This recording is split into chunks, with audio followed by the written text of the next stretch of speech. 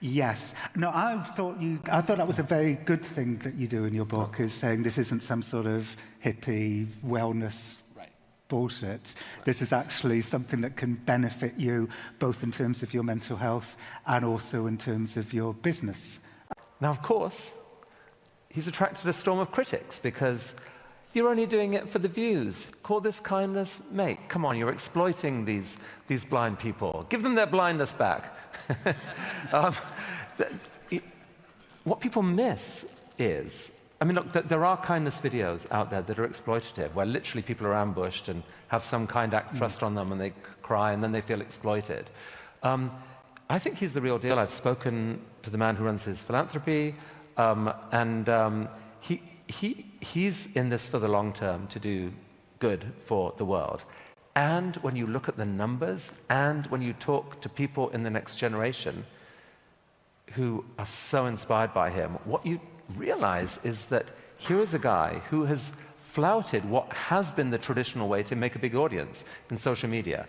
When we talk about courage, I've had the courage to stand up and ask this question. So the sort of Mr. Beast replicas, does Mr. Beast just have very thick skin?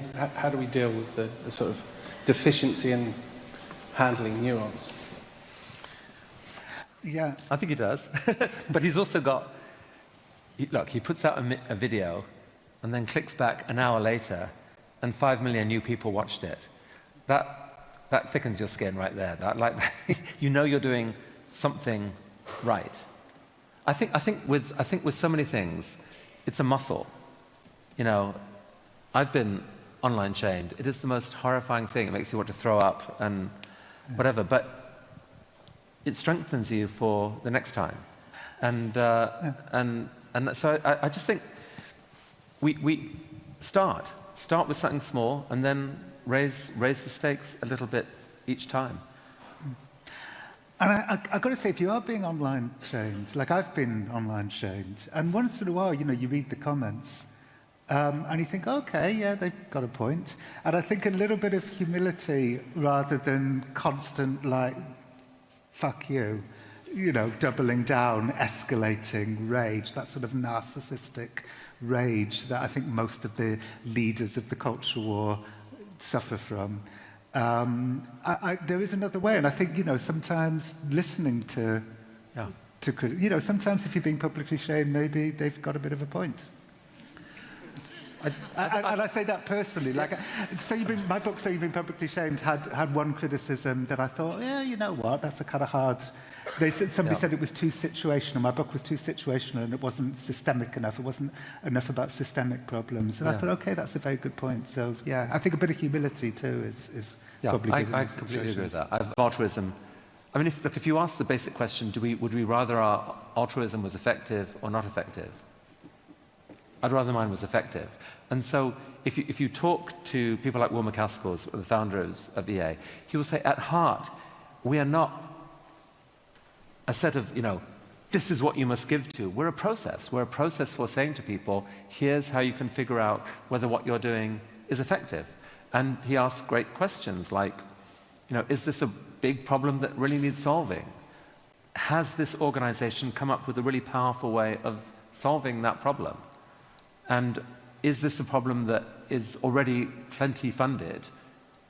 So there are smart questions you can ask. There's one question which people tend to ask, which is a terrible question to ask, which is, am I certain this is the best possible use of my charitable money?